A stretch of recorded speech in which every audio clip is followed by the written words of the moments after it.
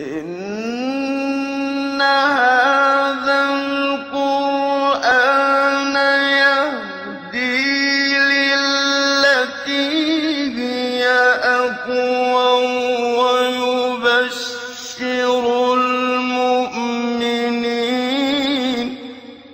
ويبشر المؤمنين الذين يعملون الصالحات أن لهم أجرا كبيرا. بسم اللہ الرحمن الرحیم. الحمد للہ رب العالمین وبہ نستعین وصلی اللہ وسلم علی سید الانبیاء والمرسلین وعلی آلہ واصحابہ اجمعین ومن تبعہم بإحسان الی یوم الدین. اما بعد، سلسلہ تفسیر کی یہ نشست نمبر 121 ہے اور اس نشست میں انشاءاللہ سورۃ الحج کی 33ویں آیت کریمہ کی تفسیر ہوگی. آیت نمبر 33 کا کچھ حصہ اس نشست میں اور کچھ حصہ انشاءاللہ آنے والی نشست میں میں ذکر کروں گا. اللہ رب العالمین نے ارشاد فرمایا وَلَكُمْ فِيهَا مَنَافِعُ إِلَىٰ أَجَلٍ مُّسَمًّى ثُمَّ مَحِلُّهَا إِلَى الْبَيْتِ الْعَتِيقِ. خود بیٹھ جاؤ بیٹے. تو اللہ رب العالمین نے اس آیت کریمہ میں فرمایا وَلَكُمْ فِيهَا مَنَافِعُ إِلَىٰ أَجَلٍ مُّسَمًّى ثُمَّ مَحِلُّهَا إِلَى الْبَيْتِ الْعَتِيقِ. قابل غور بات یہ ہے اس آیت کریمہ کی تفسیر میں کہ اللہ رب العالمین نے فرمایا کہ وَلَكُمْ فِيهَا مَنَافِعُ، تمہارے لیے اس میں منافع ہیں. منافع سے یہاں پر کیا مراد ہے؟ اس کی تفسیر کے سلسلے میں امام محمد ابن جریر الطبری رحمہ اللہ نے اہل علم کے کئی ایک اقوال ذکر کیے ہیں کہ منافع سے مراد کیا ہے. کچھ اصحاب علم نے منافع کا یہ معنی لیا ہے، کیا ہے میں آگے ذکر کروں گا. کچھ اصحاب علم نے ایک دوسرا معنی لیا ہے منافع کا. کچھ اصحاب علم نے ایک اور معنی لیا ہے منافع کا. تقریباً 3 سے 4 معانی ہمیں ملتی ہیں منافع کی تفسیر میں. یہ بات مجھے آپ کو یہاں اس لیے ذکر کرنا پڑ رہا ہے کہ اللہ سبحانہ وتعالیٰ نے منافع کا تعلق کہا کہ جو اس میں ہے وَلَكُمْ فِيهَا، اس میں. اب فیہا میں جو ہا کی ضمیر ہے کہاں عود کر رہی ہے، اس کے اعتبار سے منافع کی تفسیر ہوگی. وَلَكُمْ فِيهَا منافع، وَلَكُمْ فِيهَا یعنی وَلَكُمْ فِي الشَّعَائِرِ، وَلَكُمْ فِي شَعَائِرِ اللَّهِ منافع. اب شعائر اللہ کا معنی کیا ہوگا، اسی کے حساب سے منافع کی تفسیر ہوگی. اب منافع کا جو معنی مراد لیا جائے گا اسی حساب سے الی اجل مسمى کا معنی بنتا ہے. امام محمد ابن جریر الطبری رحمہ اللہ نے بہت ہی تفصیل سے اور بہت طول دیا آپ نے، اور انہی تفصیلی معلومات کو علامہ الماوردی رحمہ اللہ نے ان کی جو تفسیر ہے النکت والعیون، جو ہمارے پاس تو نہیں ہے لیکن الشاملہ میں موجود ہے، اس میں آپ نے اس کو ملخص کر کے ذکر کیا ہے بہت آسانی سے سمجھنے کے لیے. محمد ابن جریر الطبری رحمہ اللہ نے جو تفصیل سے ذکر کیا ہے میں اسی حساب سے آپ کے سامنے رکھوں گا، کیونکہ وہ بھلے ہی بہت مفصل اور ذکر کیا ہے آپ نے اور بہت طول دیا، لیکن بہت ہی عام فہم انداز میں اس کو بیان کیا ہے امام محمد ابن جریر الطبری نے رحمہ اللہ. اللہ تعالیٰ نے فرمایا وَلَكُمْ فِيهَا مَنَافِعُ إِلَىٰ أَجَلٍ مُّسَمًّى. منافع کا معنی اور مفہوم کیا ہے کہ اس کا تعلق ہے شعائر اللہ سے، کہ شعائر اللہ میں تمہارے لیے منافع ہیں. شعائر اللہ سے مراد کیا ہے، اس سلسلے میں ہم نے پچھلی نشست میں بہت ہی تفصیل سے آپ کے سامنے اس بات کو رکھا کہ اس سے مراد وہ قربانی کا جانور ہے. ایک حاجی یوم النحر میں جو جانور کو ذبح کرتا ہے جسے الہدیو کہا جاتا ہے، وہ مراد ہے وہاں پر شعائر اللہ سے، کہ اس کو موٹا تازہ وہ ہو اور اس کو جو ہے وہ خوبصورت ہو، عمدہ ہو، قیمتی ہو، اور ساری جو کچھ خوبیاں اس میں ہو سکتی ہیں ہوں، تو اس کی یہ ساری چیزیں یعنی شعائر اللہ میں آ جاتی ہیں. تو اللہ رب العالمین نے فرمایا آیت نمبر 32 میں سورۃ الحج کی وَمَن يُعَظِّمْ شَعَائِرَ اللَّهِ فَإِنَّهَا مِن تَقْوَى الْقُلُوبِ. تو پھر اللہ تعالیٰ نے اسی ضمن میں کہا وَلَكُمْ فِيهَا مَنَافِعُ. تو منافع کا تعلق اسی سے ہے، شعائر اللہ سے، اور شعائر اللہ سے مراد وہ قربانی کا جانور ہے. اب یہ جو منافع والی جو بات ہے، یہاں منافع کا مطلب یہ ہے کہ ایک مسلمان جو قربانی کا جانور جو وہ خریدتا ہے، قربانی کے جانور سے مراد وہ جانور جو ایک حاجی لے کے جاتا ہے، ایک حاجی جو اپنے ذمے رکھتا ہے یوم النحر میں ذبح کرنے کے لیے. آج کل لوگ اس جانور کو اپنے تئیں لے کے نہیں جاتے ہیں، ہو سکتا ہے عرب کے آس پاس کے کچھ عرب میں رہنے والے یا مکہ کے قرب و جوار کے کچھ مسلمان لے کے جاتے ہیں، نہیں لے کے جاتے ہیں، یہ بھی میرا ایک تخمینہ ہے، میرا اندازہ ہے، یہ کوئی ٹھوس علم کے بنیاد پہ میں نہیں بتا رہا ہوں۔ لیکن اس دور میں تو یہ چیز نہیں ہے کہ جو ہے کوئی شخص حج کرنے کے لیے جاتا ہو تو ساتھ میں جانور بھی لے کے جاتا ہو۔ لیکن مان لیجئے کہ جس شخص کو یہ میسر ہو، کبھی میسر تھا اور ہو سکتا ہے آنے والے دنوں میں کبھی میسر ہو کسی کو، یہ حکم عام ہے۔ اب ایسی صورت میں جو شخص یوم النحر میں ایک حاجی جانور ذبح کرنے کے لیے جو جانور کی خریداری کرتا ہے اور جانور لے کر جاتا ہے، تو چونکہ اس کا اپنا ایک احترام ہے اس جانور کا، اس کی اپنی قیمت ہے اللہ کے ہاں کہ وہ یوم النحر میں ذبح کیا جائے گا، وہ الہدیو ہے، وہ ایسے میں اس پر سواری کرنا، اس سے دیگر فائدے اٹھانا، اونٹنی ہو تو جو ہے اس کا دودھ پینا، یا اگر جو ہے اس دوران میں اس نے جو ہے بچے کو جنم دیتی ہو تو اس کو جو ہے اپنے فائدے میں لینا، اس پر سواری کرنا وغیرہ وغیرہ، جو بھی ایک جانور سے مستفید ہونے کی باتیں آتی ہیں، کیا اس جانور سے بھی ایک حاجی مستفید ہو سکتا ہے؟ اللہ رب العالمین نے کہا کہ وَلَكُمْ فِيهَا مَنَافِعُ، کیونکہ فیہا میں جو ہا کی ضمیر ہے وہ شعائر اللہ کی طرف عود کر رہی ہے، لوٹ رہی ہے، اور شعائر اللہ سے وہی جانور مراد ہے، اور اس کے حق میں منافع کی اگر بات کریں گے تو پھر منافع کا تعلق اس دنیا سے ہے، تو اسی اعتبار سے کہ آپ اس سے کسی طور پر بھی مستفید ہو سکتے ہیں جب تک کہ اسے ذبح نہ کر دیا جائے۔ ہر اعتبار سے حاجی اس سے مستفید ہو سکتا ہے، یہی اس کا معنی مفہوم ہے۔ ایک عالم دین ہے النکت والبیان، جن کی کتاب ہے النکت الدالہ علی البیان، نکت القرآن الدالہ علی البیان، 4 جلدوں میں میرے پاس یہاں پر رکھی ہوئی ہے، محمد القصاب رحمہ اللہ کی 360 ہجری سنہ وفات آپ کا۔ میں نے اس کتاب سے متعلق کافی مرتبہ کہا ہے۔ تو اس کتاب میں آپ نے وہ جو آیت کریمہ ہے وَلَكُمْ فِيهَا مَنَافِعُ إِلَىٰ أَجَلٍ مُّسَمًّى، اس آیت کریمہ کی تفسیر میں آپ نے کہا کہ وَفِي هَذِهِ الْآيَةِ دَلَالَةٌ عَلَىٰ أَنَّ الْبُدُنَ إِذَا جُعِلَتْ شَعَائِرَ، کہ ایک جانور جب وہ ایک حاجی اس اعتبار سے اسے اپنے ذمے لیتا ہے، ایک ہو سکتا ہے ایک آدمی کے پاس ایک جانور ہے، اونٹنی ہے، اس نے اس اونٹنی کو یا اس اونٹ کو اپنے پاس پہلے سے رکھا تھا اپنے کسی کام کے لیے، اب اس نے اس کو یہ نیت کر لی کہ اب میرے لیے جو ہے قربانی کا جانور ہوگا، اب وہ حج کے لیے لے کے جا رہا ہے اس کو، تو کیا اب وہ جو اس سے پہلے مستفید ہوتا تھا آج سے وہ مستفید نہیں ہو پائے گا؟ کہا کہ اذا جعلت شعائر، جب وہ قربانی کے لیے خاص کر دیا گیا ہے وہ جانور، پھر بھی ایک حاجی اس سے مستفید ہو سکتا ہے۔ کہا کہ فلا یحرم الانتفاع، اس سے انتفاع، اس سے فائدہ اٹھانے سے وہ محروم نہیں رہے گا۔ کل جیسا وہ اس جانور سے مستفید ہوتا تھا، آج اس نے اس جانور کو، ایک حاجی نے یہ نیت کر لی کہ اب میں حج کو جو جا رہا ہوں اب اس کے لیے اس کو استعمال کروں گا، تو وہ کسی طور پر بھی اس سے انتفاع میں، اس سے فائدہ اٹھانے میں محروم نہیں رہے گا۔ فی الظہر والدر الی ان تنحر، جب تک اسے ذبح نہیں کر دیا جاتا، اسے نحر نہیں کر دیا جاتا اس اونٹ کو، تو جب تک وہ اس سے جو ہے مکمل طور پر مستفید ہو سکتا ہے، اس کا دودھ پی سکتا ہے، اس پر سواری کر سکتا ہے وغیرہ۔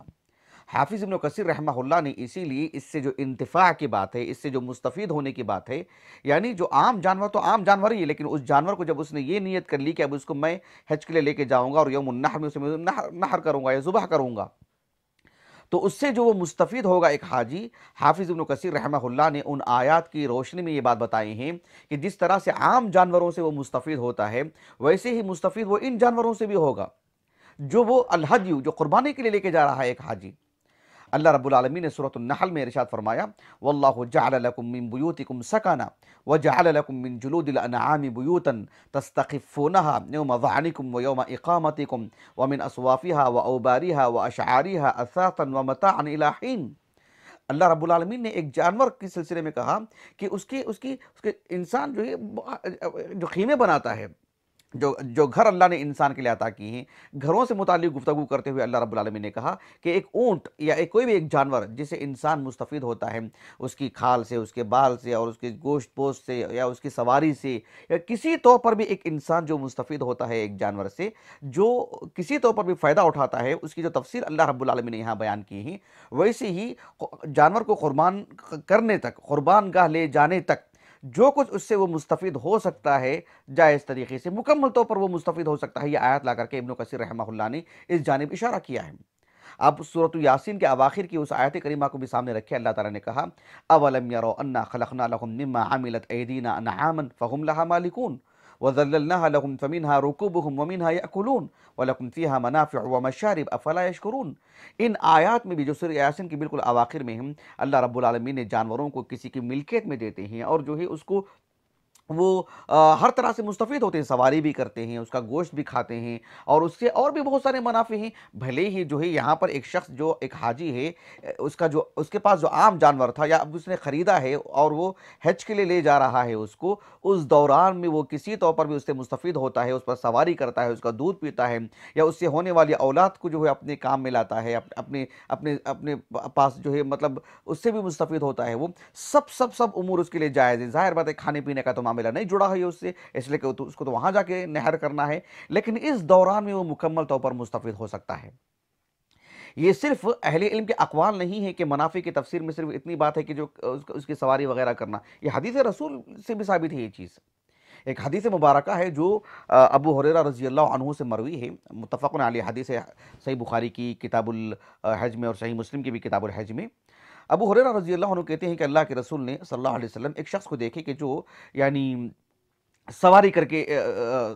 ساتھ میں سواری ہے، سواری سے مراد ایک اونٹ ہے ان کے پاس ساتھ میں، اور اونٹ کو لے کے جا رہے ہیں وہ شخص، صحابی رسول حج کے لیے آئے ہیں۔ اور حافظ ابن حجر رحمہ اللہ نے اس حدیث کا جو دراسہ کی ہے فتح الباری میں، اس کے جو طرق عام طور پر آپ بتاتے ہیں، اس میں آپ نے بہت ساری باتیں لکھی ہیں حافظ ابن حجر رحمہ اللہ نے، کہ وہ شخص چلتے ہوئے آ رہے تھے اور بہت ہی محنت اور مشقت کے ساتھ چل رہے تھے اونٹ کو جو ہے لے جاتے ہوئے۔ رہا مسئلہ یہ کہ جو ہے مطلب وہ بغیر چپل کے چل رہے تھے، ان روایت پر تو ابن حجر رحمہ اللہ نے کہا کہ وہ ضعیف ہیں، لیکن ان کا چلتے ہوئے آنا اور با مشقت چلتے ہوئے آنا، اور پھر ان کا جو ہے سواری سے ہی آدمی تھک جاتا ہے، یہ اور بات ہے کہ چلتے ہوئے آدمی آئے کتنی مشقت ہوگی ان کو، اور البتہ وہ کون سا ہے بھی ابن حجر رحمہ اللہ نے کہا کہ جو ہے میں ان کے نام سے واقف نہیں ہو پایا ہوں۔ خیر، کہنے کا مقصود یہ ہے کہ وہ جب اس شخص کو اللہ کے رسول نے دیکھا تو آپ صلی اللہ علیہ وسلم نے کہا کہ ارکبھا، تمہارے ساتھ میں سواری ہے، تم اس پر سوار ہو جاؤ۔ اب انہوں نے اللہ کے رسول صلی اللہ علیہ وسلم سے یہ وضاحت فرما دی کہ اے اللہ کے رسول انہا بدنتن،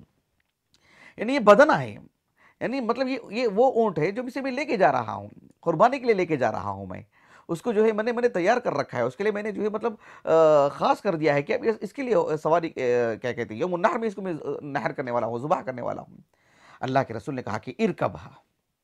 دوبارہ بھی کہا اللہ کے رسول نے، اور دوبارہ انہوں نے یہی جواب دیا۔ تیسری مرتبہ اللہ کے رسول نے کہا صلی اللہ علیہ وسلم ارکبھا ویلک، یعنی افسوس ہے تم پر، میں 1 سے 2 مرتبہ بول رہا ہوں اور آپ پھر بھی یہی بات کہتے جا رہے ہیں۔ یعنی اللہ کے رسول نے نہیں پوچھا نہ ان کو یہ نفل حج ہے کہ جو ہے فرض حج ہے، یہ تفصیلات نہیں مانگی اللہ کے رسول نے، یہ تفصیلات تو نہیں طلب کی اللہ کے رسول نے، جیسے کہ ابن حجر نے کہا رحمہ اللہ۔ آپ صلی اللہ علیہ وسلم نے ان کو دیکھا، بس یہ کون سا جانور ہے، یہ تمہارا عام جانور ہے کہ جو ہے یوم النحر میں اس کو اب تم نہر کرنے والے ہو، یہ سب تفصیلات تو نہیں طلب کی نا اللہ کے رسول نے، بس آپ نے ان کو دیکھا اور کہا کہ سوار ہو جاؤ، اور یہ کہتے یہ صفائی دینے کے بعد بھی سوار ہونے کے لیے کہہ رہے ہیں۔ خیر، آپ علیہ السلام نے یعنی گویا کہ ناگوار گزری آپ کو یہ بات، آپ نے کہا کہ ارکبھا ویلک، میں نے آپ کو بارہ کہہ رہا ہوں، آپ اس پہ جو ہے سواری نہیں کر رہے ہیں۔ امام بخاری رحمہ اللہ نے اس حدیث کو لا کر کے جو عنوان قائم کیا ہے کتاب الحج میں کہ باب رکوب البدن، یعنی یہ جو اونٹ ہے، جو اونٹ کے ایک شخص خاص کر دیا ہے، الحد کے حیثیت دے دیا ہے اس کو، جو قربان گاہ لے کے جائے گا ایک حاجی اور جا کر کے وہاں نہر کرے گا، وہاں ذبح کرے گا، اس سے وہ مستفید ہو سکتا ہے، سواری بھی اس پر کر سکتا ہے۔ یہ امام بخاری رحمہ اللہ نے باب قائم کیا ہے۔ امام نووی نے بھی رحمہ اللہ اس سے ملتا جلتا باب قائم کیا ہے صحیح مسلم پر، اس حدیث پر، صحیح مسلم کی اس حدیث پر۔ البتہ بعض اہل علم نے اتنی بات ضرور کہی ہیں، بلکہ اکثر اصحاب علم نے بات کہی ہیں کہ وہ اس طرح کے جانور پر سواری کر سکتا ہے، لیکن اسے حاجت ہو تو، اگر اس کے علاوہ کوئی اور جانور ہے اس کے پاس یا کوئی اور اس کے لیے جو ہے مطلب آسانی ہے تو پھر اس کو ترک کر دے، بالکل بھی اس کے بغیر کوئی جانور نہیں ہے تب جا کر کے اس پر سواری کر لے، اور یہ بھی جو ہے حدیث سے مستفاد ہے۔ دیکھیے جس دور میں میں اور آپ جی رہے ہیں اس دور میں یہ قضیہ نہیں ہے کہ ہم اپنے ساتھ جانور لے کے جاتے ہوں، چاہے ہم ہندوستان سے جائیں چاہے ہم عرب سے جائیں۔ اب عرب سے متعلق اگر بات کرتے ہیں تو بالذات اگر ہم مکہ اور اس کے قرب و جوار کی بات کرتے ہیں تو وہاں کے حجاج کیا کرتے ہیں، یہ میرے علم میں نہیں ہے، میں تکلف نہیں کرنا چاہتا ہوں کہ یہ اور یہ کہنے کے لیے، لیکن اتنا ضرور کہوں گا کہ جو ہے عالمی سطح پر جتنے بھی لوگ حج کرنے کے لیے جاتے ہیں کوئی اپنا جانور ساتھ لے کے تو نہیں جاتے ہیں، پہلے سے وہ بندوبست رہتا ہے، پورا مکمل ایک پیکیج ہوتا ہے، وہ اسی میں وہ چیز ہو جاتی ہے۔ لیکن جب یہ آیتیں نازل ہوئیں، اس طرح کے احادیث ہمارے سامنے آتی ہیں تو اس وقت یہ مسئلہ تھا اور زمانے تک تھا مسئلہ، قریب تک بھی یہ مسئلہ تھا۔ اب ہو سکتا ہے آنے والے دنوں میں بھی کبھی معاملہ ہو، لیکن تو اس اعتبار سے آیت کی تفسیر کے حد تک یہ باتیں میں آپ کے سامنے رکھ رہا ہوں کہ اس جانور سے کسی طور پر بھی مستفید ایک حاجی ہو سکتا ہے، سواری بھی اس پر کر سکتا ہے، اس کا دودھ بھی پی سکتا ہے، لیکن سواری کی جو بات ہے وہ اس حد تک اس کے لیے درست ہے کہ اس کے علاوہ اس کے پاس کوئی چارہ نہیں ہے۔ اس لیے کہ صحیح مسلم کی ایک حدیث مبارکہ ہے کتاب الحج کی، جابر بن عبداللہ رضی اللہ عنہما سے کسی نے پوچھا کہ جو ہے کیا ہم اس پر سواری کر سکتے ہیں، جو جانور کے الہدیو ہے، یعنی جو یعنی یوم النحر میں ایک حاجی لے کے جا کے جو نحر کرتا ہے، ذبح کرتا ہے، جو بھی اس پر وہ سواری بھی کر سکتا ہے۔ تو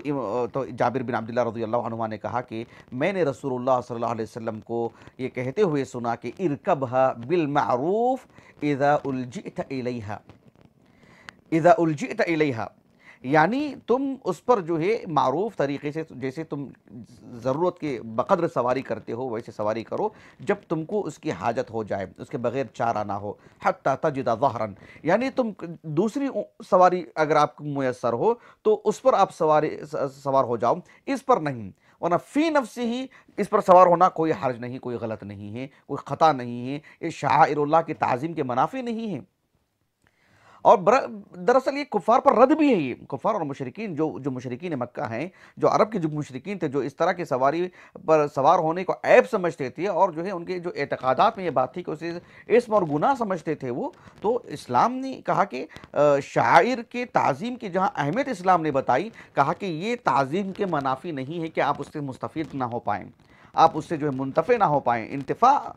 سے آپ محروم رہیں، یہ مقصود نہیں ہے کہ آپ جو ہے تعظیم نہیں بجا لا رہے ہیں، یہ اس سے مقصود نہیں، یہ اس سے جو ہے مطلب نتیجہ نہ نکالا جائے۔ تو اس اعتبار سے ایک حاجی جس اعتبار سے اس کی ضرورت ہوگی وہ اس سے مستفید ہوتا رہے گا۔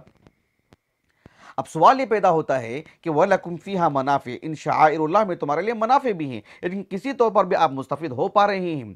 ایسے میں اِلَىٰ اَجَلٍ مُّسَمَّى، تو یہاں پر اِلَىٰ اَجَلٍ مُّسَمَّى کا معنی کیا ہوگا؟ اِلَىٰ اَجَلٍ مُّسَمَّى کا معنی جسے امام طبری رحمہ اللہ نے کہا کہ ان اصحاب علم کے پاس اِلَىٰ اَجَلٍ مُّسَمَّى کا معنی یہ ہے کہ جب تک اِلَىٰ أَن تُنْحَرَ، جب تک وہ قربان گاہ تک وہ جانور نہیں پہنچ جاتا اور اس کی میعاد نہیں ہو جاتی، جب جانور کو نحر کرنے کی، ذبح کرنے کا وقت آ جاتا ہے، اس وقت تک آپ مکمل طور پر اس سے مستفید ہو سکتے ہیں، جب تک کہ اِلَىٰ اَجَلٍ مُّسَمَّى، آج اس کے یعنی 10 تاریخ کو جو ہے اسے آپ کو نحر کرنا ہے، ذبح کرنا ہے، پھر جا کر کے وہاں سے آپ کا معاملہ ختم ہو جاتا ہے، جب تک آپ مستفید ہو سکتے ہیں، یہ معنی ہے اِلَىٰ اَجَلٍ مُّسَمَّى کا۔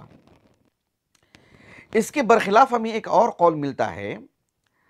اس میں یہ تفصیل ملتی ہے، جیسے کہ عبداللہ بن عباس رضی اللہ عنہما کا قول ہمیں ملتا ہے، امام محمد بن جریر طبری رحمہ اللہ نے اپنی سند سے نقل فرمائے ہیں، لیکن شیخ احمد شاکر مصری رحمہ اللہ نے اس سند کو کہا کہ اسنادہ ضعیف۔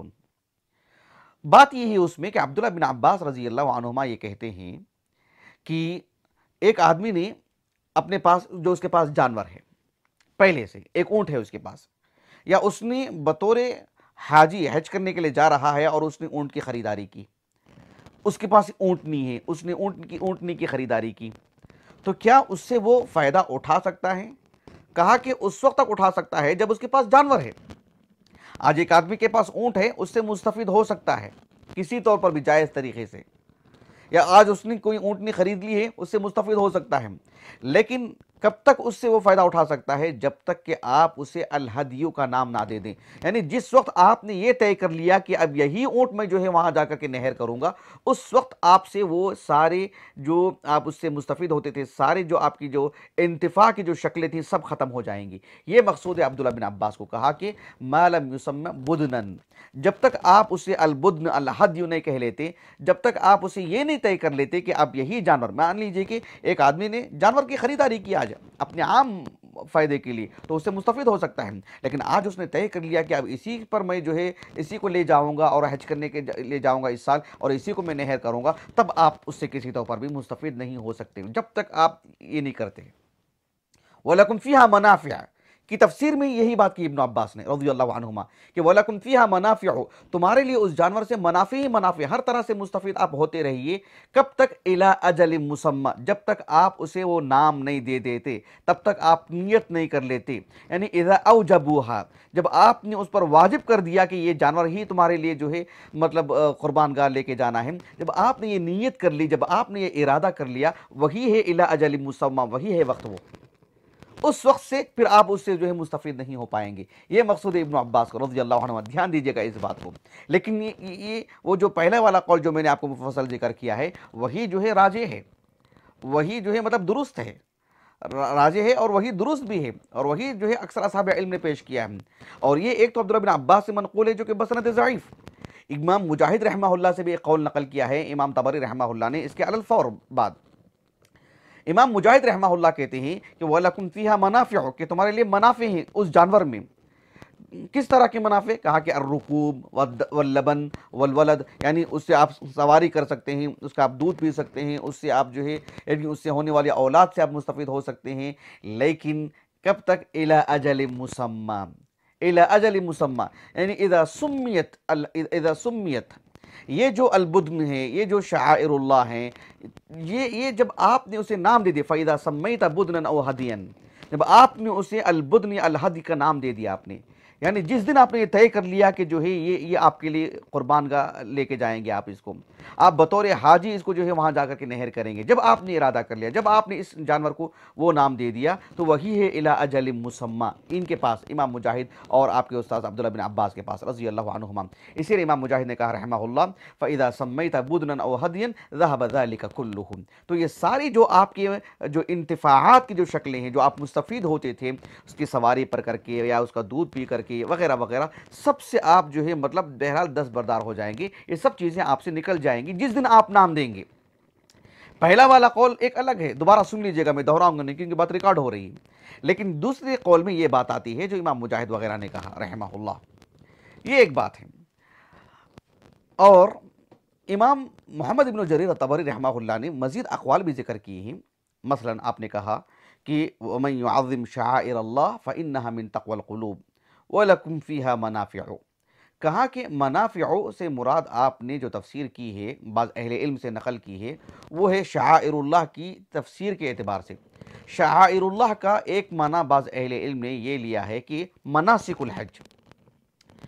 کل مناسک، کل مشاعر، جہاں جہاں اللہ نے نشاندہی کی کہ جیسے عرفات میں جو ہے وقوف کرنا ہے، مزدلفہ میں کی جو بیات ہے، وہاں کی جو رات شب گزاری ہے، پھر جو ہے مینا میں جو رہنا ہے وغیرہ، تو یہ ساری چیزیں ملا کر کے شعائر اللہ ہیں۔ ایسے میں وہاں منافع کا معنی کیا ہوگا؟ منافع کا معنی یہ ہوگا کہ جب تک یہاں ایک مسلمان رہتا ہے مکمل طور پر وہ دینی دنیاوی ہر دو اعتبار سے مستفید ہوتے رہتا ہے، اِلَىٰ أَجَلٍ مُّسَمًّى، یعنی مطلب یہ ہے کہ اس کا جو اجر ہے اسے جو ہے اللہ کے ہاں قیامت تک ملے گا، اِلَىٰ أَجَلٍ مُّسَمًّى، یعنی کب تک؟ جب تک کہ وہ ان جگہوں میں رہے گا، ان جگہوں سے جب وہ نکل جائے گا تو پھر وہ جو مستفید ہوتا تھا وہ بہت ساری چیزوں سے، نعمتوں سے، اللہ کی خصوصی رحمت سے، اور جو ہے ان مشاعر